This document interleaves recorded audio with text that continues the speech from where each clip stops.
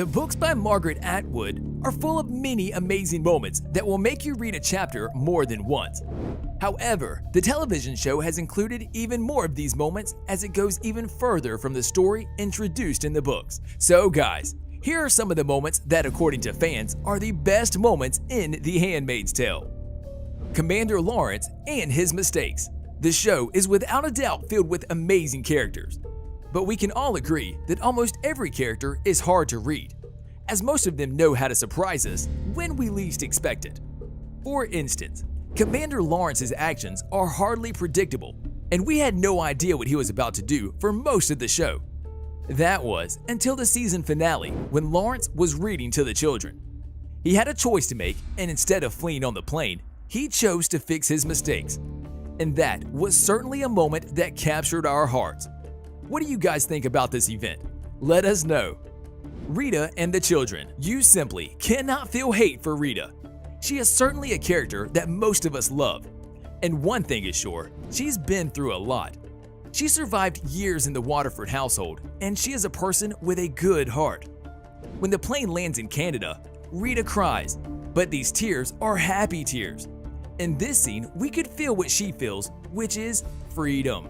She also meets with Emily and June's husband, Luke. This is an important scene as the plot of Season 4 will mostly focus on Rita being free. She is now able to testify against Serena and Fred Waterford. Now, one of the most emotional moments in the show is definitely when the children make it to Gilead safely. The children meet with their parents, and we can all feel the joy. June succeeded in her mission of getting over 50 children out of Gilead. Probably one of the best season endings ever. Do you guys agree? Miss Waterford's past life. Serena Joy is a character that is included in the most painful situations. She is one of the architects of the dystopian nightmare women like Alfred are trapped in. Women like Alfred are beaten, abused, and raped, and they're expected to reproduce. Such a world is improved by Serena Joy. Women have a chosen path and nothing else to live for but children. Serena Joy achieved a lot from feminism that let her study and work. She became an important figure.